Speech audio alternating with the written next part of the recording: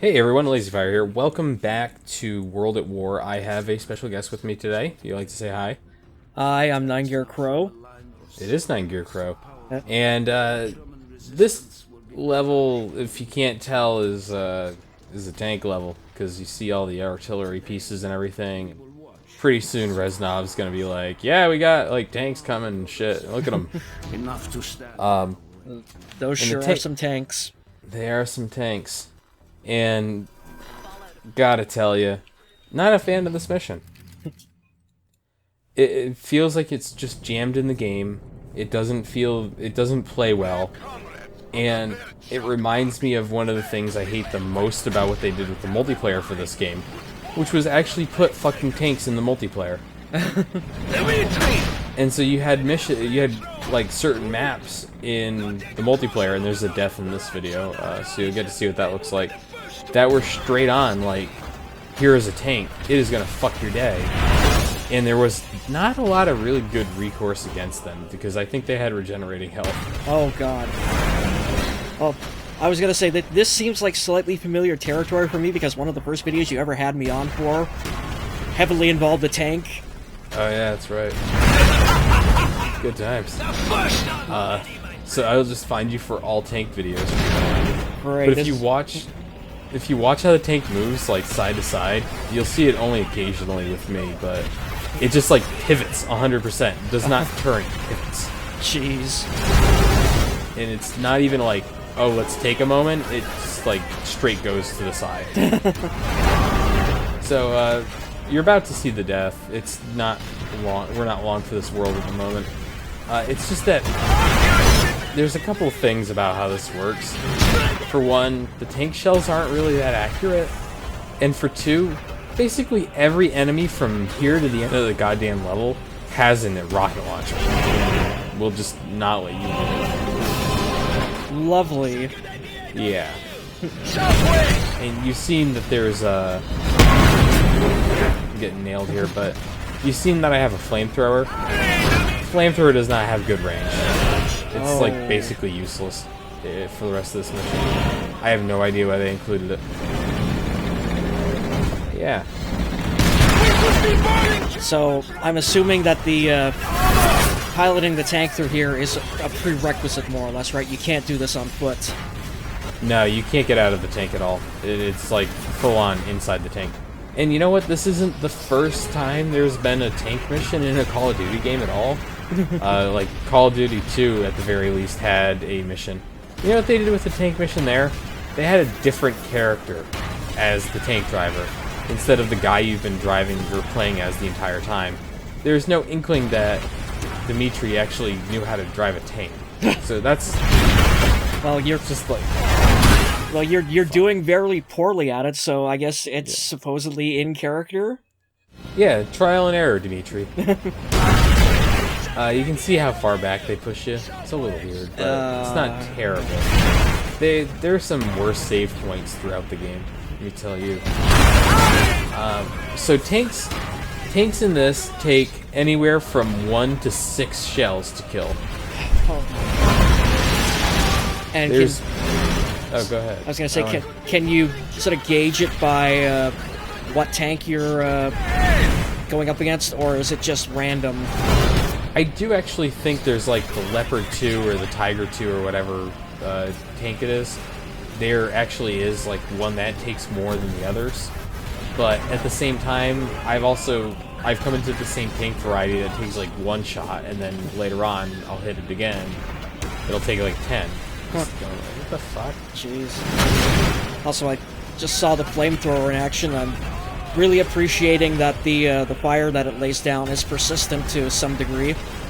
Yeah, that's the interesting thing about the fire system in this game, and to a lesser extent about the next Black Ops game, or the first Black Ops game, is that it is actually, like, there is like a whole system for how it spreads and sticks around and what it does to foliage and everything, which I appreciate on that level. Like, they went the extra mile to get it in there, but at the same time, it's not that impressive effect, and it's not really that great. Like, they really try to hype it up as something that's really awesome. It's good for a couple things, but it's not really the best. And in the tank, it's kind of shitty. I don't know, it cleaned out that box hole pretty quickly there when you just lit the whole damn thing on fire. Yeah, the issue is that it doesn't really go through cover or anything like that, so guys hiding behind objects will often just survive. Oh, that's shitty. Yeah. Like Oh. Sorry, go ahead. I was gonna say, I kept thinking I should run somebody over in this, but I don't know if it actually works. Oh. Plus, yeah, well, I was gonna say, like, just I got a better look at it when you fired it again there, but it looks more like an aerosol, like a flame, rather than, like, the gelatin-type flame that, like, most actual flamethrowers are. Yeah. Like... I don't know. I don't think they thought too hard about this. If you watch the single-player levels where you actually have a flamethrower, it just, like, goes out. It doesn't look like it sprays any sort of fluid that catches eye light. So. Yeah, like, I still maintain, like, the gold standard for video game flamethrowers has got to be the ones in Killzone 2 and Killzone 3. Oh, yeah. Killzone 2 ones. Actually, I remember they had... Halo actually had a flamethrower in, like, Halo 3 or 4. And it actually... I think functioned almost identical to the Killzone one. I thought was interesting, considering Killzone was originally pitched as kind of like a Call of Duty for PlayStation. Yeah, so it was pitched as the Halo killer. Yeah. The Halo killer. That's right, sorry, I said Call of Duty. And they very quickly abandoned that, and wow, that one took a lot of hits to go down. 6. Oh my... when I originally recorded this, I counted it out. Like, you had gotten to that point, had you? Yeah, I knew exactly where that one was. I don't think that thing takes less than 5 hits. And it's not like there's locational damage on these tanks. It's not like I was hitting it straight on. Just how many it takes. Yeah, you do what I do whenever I play like an old school Sonic the Hedgehog game. You count out the hits on Dr. Robotnik's new, weird, interesting death machine. Yeah. It's like 7 hits every time. 1, 2, 3, 4, 5, yada yada yada. Yeah, because otherwise you'll go insane and you'll just feel like this takes an inordinate number of hits. Eventually you can kind of figure it out, and it's like, oh no, it's acceptable now. And yeah, the physics on that tower falling over were interesting. Yeah, you saw that? It just kind of like glitched back a little bit into the air so it can stay there. It looked like it was completely fine. It was going to stand up straight, and then it just decided, you know what, I'm going to fall over now. Yeah, fuck it. No matter where you hit it either, the legs always blow out. King Tiger, that's the thing. Reznov has this really shitty way of, like, telling you where things are. Because he'll say straight ahead or dead ahead or something like that. It's like 30 degrees to the side. Oh, God. And you're just looking going like, oh, that sounds bad. It's like straight ahead is actually off to the fucking left completely. So, So, you and I actually ran into something interesting before we started this, which was, Oldman was charged with drunk driving in 1991 after a night out in Los Angeles with actor Kiefer Sutherland.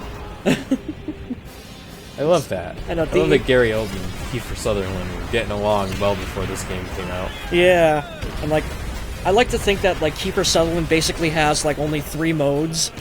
The first mode is Jack Bauer. The second mode is, basically being Donald Sutherland's son / the big NDP supporting liberal guy that he is. And the third is drunkenly leaping into Christmas trees, Kiefer Sutherland, which he is most of the time. That was the best video, was just like, Kiefer, what's going on? I'm a fucking pirate. And then jumps into... No, yeah, it's, Kiefer, you're a pirate, man. That'd explain everything. Jump! And he's right, that does explain everything. It does explain a lot of things. Yeah, I always found it funny that Kiefer Sutherland is, like, in this game. And if you... Look at this tank, look at this! Jesus. Yeah, it's just, like, sort of bouncing back and forth, like, okay. And they clearly had no idea what they were supposed to do when Kiefer Sutherland got hired. It was just like, okay, like, give him some lines or something, I don't know. He doesn't say a lot in this game compared to Oldman. Really? Yeah, it's interesting. One of the other things that I thought was at least funny about this is that Oldman's voice breaks the audio in the game much more than Sutherland's voice does. I think it's because of the accent and how loud he's always yelling.